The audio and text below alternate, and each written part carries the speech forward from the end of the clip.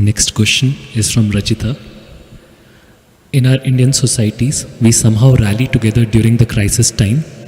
Younger generation will go out and wait in grocery lines to bring groceries home for the family. In West, where individualism is prevalent, it has been observed that older people have little care infrastructure. A diplomat friend says elderly who live alone have been ill prepared for such a pandemic. Do you feel that West will realize that individualism has limited appeal and at some stage and in some circumstances change?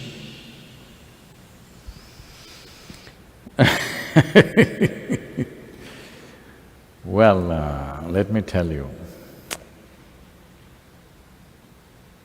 Once there was a very chauvinistic politician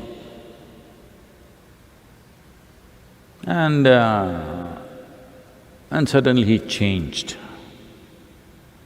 Not because he saw light, because he felt the heat at home. So similarly, there must be some heat at home. So people go out and do things. Always comparing whatever little things in the society to the Western society and saying they don't have that, we have this, no, that's not true. See, if you look back a few generations ago, let's say even 2 or 3 generations ago, a family meant you, of course your spouse, children, your parents, her parents usually or maybe not, your uncles, your aunts, your granduncle, and another old man you do not know what he is, he's somehow related to you. Yes Like this, it would be an arrangement. Even small family means 25, 30 people. Big family means 300, 400 people. Because the economic process was such, unless you stayed together, you were not safe. Social processes also were such, you had a big benefit in staying together. As the economy grows and modern education gets into your head, naturally today family means husband, wife, children. Parents, if they're very sick or something, sometimes they can visit you. Wife's parents,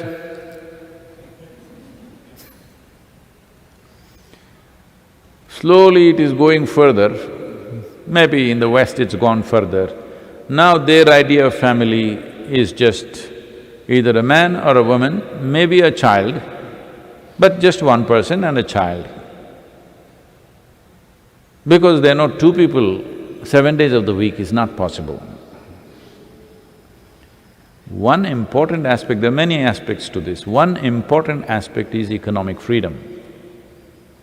When there was an economic binding, in a family, there was one head of the family, he controlled all the economic power of that family. So everybody stayed there, because if they drop out, they will be destitute. Now everybody can go out and earn something, even if they don't go out, they can work from home and earn money. Now, one word, out, gone. Because there is no economic binding anymore. You must be sincere enough, honest enough to admit, still human societies have not come to a conscious existence. They are still need-driven. Only if needs are there, they stay together. If no needs are there, they will go away. This is why it is very important to form a conscious society. Even if it's a small society, it is important to form a conscious society where everybody is there by choice, not driven by their needs. Otherwise, largely human societies, all animal societies are also like this, they are need-driven. Don't fool yourself and think, it is all out of love you have come together. In Mumbai, maybe some 12 million or 13 million people are there. In New York City, some 7–8 million people are there. You think they're all living in such proximity because of their love for each other? You must be fooling yourself. So, even the family is need-driven. If there are no needs, it'll fall apart. Because of needs, it's sticking together. So,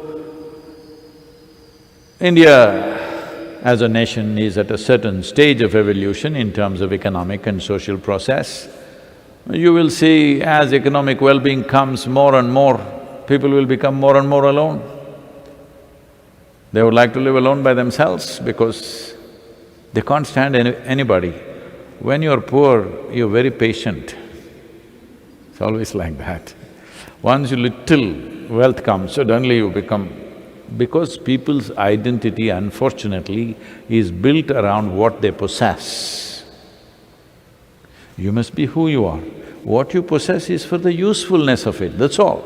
Things are just for use. But most human beings become something because of the things that they possess.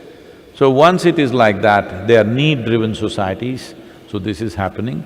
Anyway, every Indian boy or Indian girl, young girls and boys, they're all ready to go and pick up groceries for you. Don't imagine such things. They're doing it because it's still culturally there and economy also compels that. So, everywhere this is rapidly happening, that people beyond a certain age are left to fend for themselves. Those who move into communities and homes, well, they get medical and other kinds of stuff. Will they get the necessary atmosphere of inclusion? We don't know. So there are many ways, society finds its own way. I think I should show you a video. Do we have this? You must see this.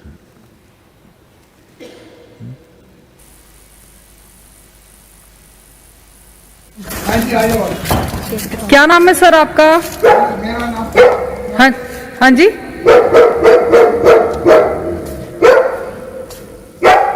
मेरा नाम करण पुरी है।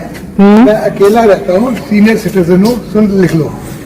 Happy birthday to you, happy birthday to you, happy birthday dear sir, happy birthday to you. लो sir, cake काटिए। अब आपको क्या offer करूँ?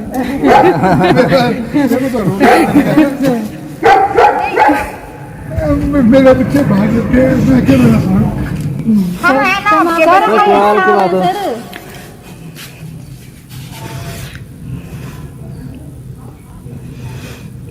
कोई बात ना सर, आपकी फैमिली हम भी, ऐसी बात थोड़ी है। तभी तो आपके बच्चे हैं सर, आपके बच्चे। अंकल जी कोई नहीं। आइए अंकल, प्लीज आइए, केक कटिंग करो। कैप लगा के। कोई बात ना अंकल जी, कोई बात नहीं।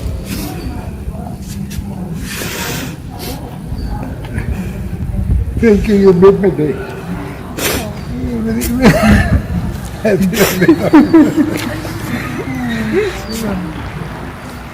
Happy birthday to you. Happy birthday to you. Happy birthday, dear uncle. Happy birthday to you.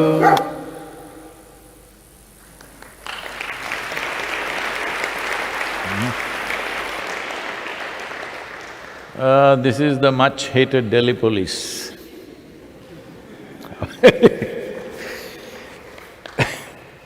Well, everywhere in the world, particularly in India, I find the police personnel are doing such a fabulous job.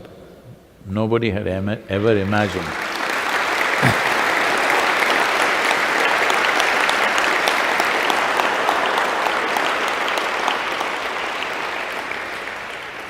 Nobody ever imagined a uniformed person has such a kind heart hidden behind that rough uniform.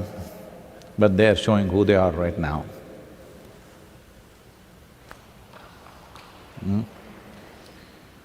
So a lot of people, in the name of being independent or being modern,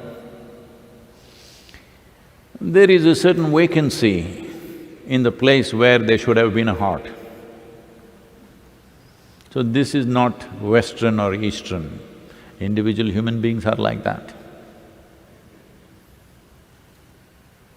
wherever you are.